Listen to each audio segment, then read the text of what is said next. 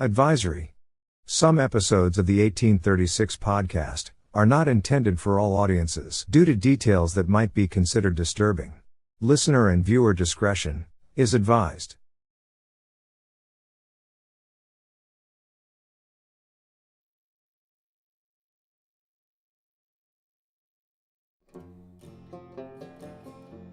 This episode of the 1836 podcast shares the story of the Cane Hill Massacre. Cane Hill, originally known as Boonesboro by some in honor of Daniel Boone, was established in 1827 in Washington County, Arkansas. It became known for its rich, productive land and plentiful springs, making it an attractive spot for early settlers. The community soon became a hub of education, housing the state's first college for women, public school, library, and Sunday school. Among the settlers were the Wright family, with William Carter Wright and his wife Nancy raising 9 children in this flourishing frontier community. William Wright had carved out a prosperous life for his family by farming hogs and selling bacon to the nearby Cherokee Nation. Despite his cordial business relations with the Native Americans, the general atmosphere between the settlers and the Cherokee was one of suspicion and occasional violence. On the fateful night of June 15, 1839, the family had gone to bed early, but around 10 p.m., Mrs. Wright got up to fetch water and heard a noise at the gate. Looking outside, she saw 3 men coming towards the house. Moments later, there was a knock at the door. When Mr. Wright answered, he was immediately attacked and killed with all 3 men using Bowie knives. His daughter, woken by the commotion, tried to help her father, but was shot in the forehead. Nancy, witnessing the horrific murders, managed to escape and run to the house of Charles McClellan. The 2 eldest children also tried to flee. The girl succeeded, but the boy was knocked down and left with a fractured skull from a strike of a pistol butt. The 2 youngest girls were killed in their bed. The attackers completed their brutal act by setting the cabin on fire, perhaps intended to mislead and suggest Indian involvement, leaving the surviving children in a tragic situation where they had to pull their family members' bodies from the flames.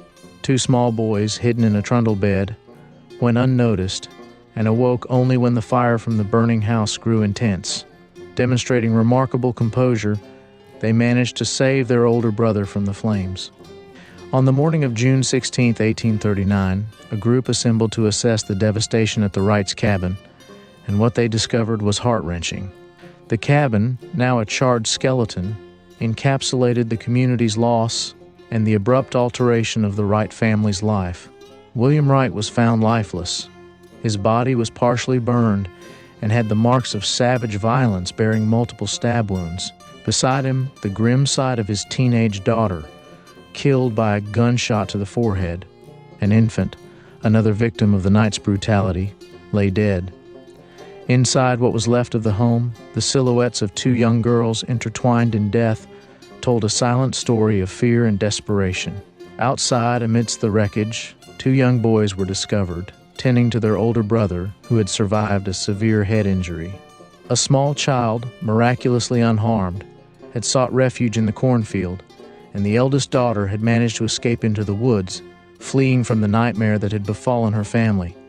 Following the news of the Wright family's massacre, several residents of Cane Hill feared an impending attack by Indians.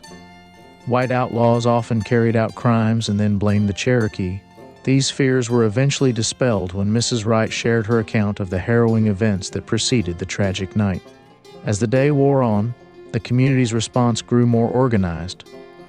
By midday, a significant crowd had gathered, and by evening, a meeting of influential locals was held, leading to the formation of the Cane Hill Independent Regulating Company.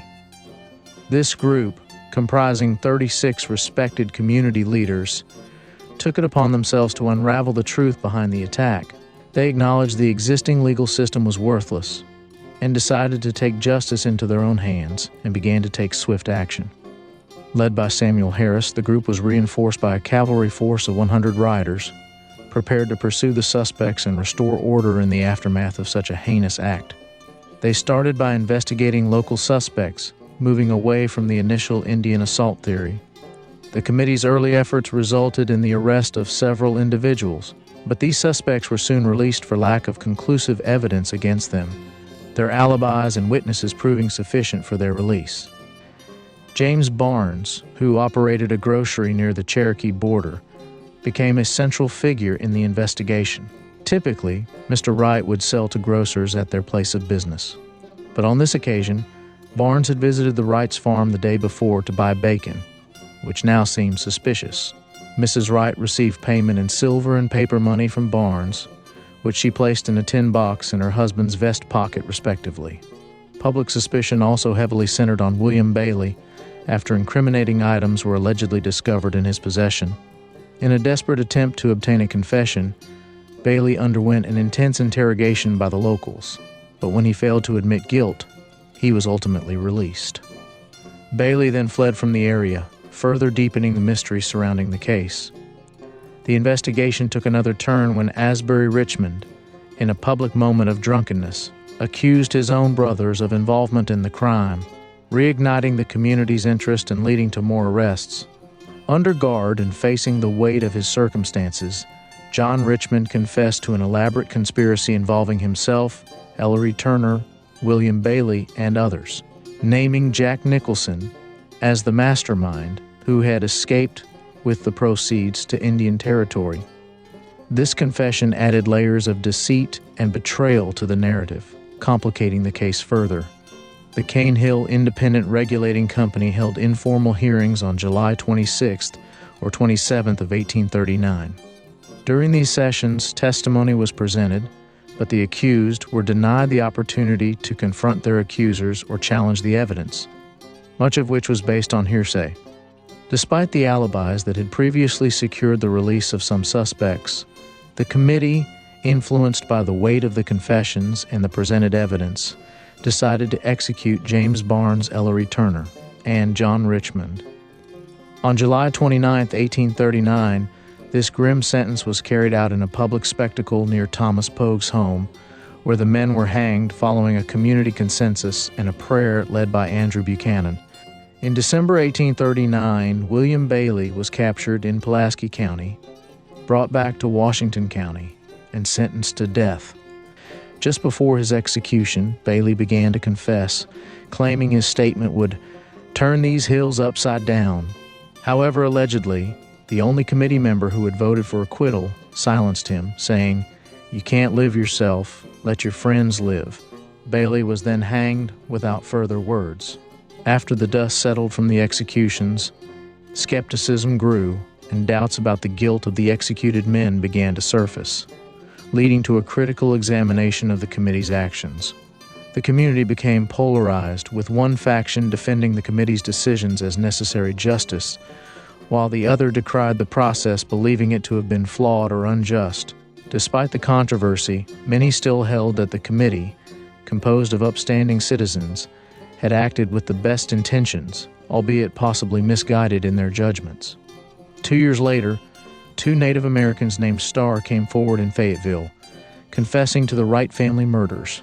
The Starr family were notorious outlaws from the region, the most famous being Tom Starr, Sam Starr, Henry Starr, and the bandit queen Belle Starr.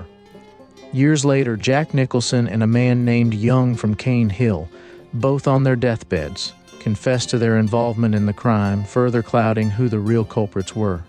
The Cane Hill murders of 1839 offer a revealing look at justice on the American frontier. The case sheds light on the challenges of maintaining a fair judicial process in a setting where community consensus often replaced legal procedures.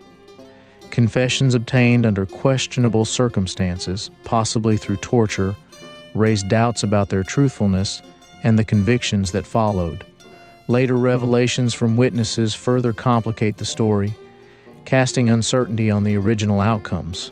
The tragedy's legacy in Arkansas history reflects the frontier's struggle between vigilante justice and lawful proceedings, reminding us of the enduring quest for truth and justice.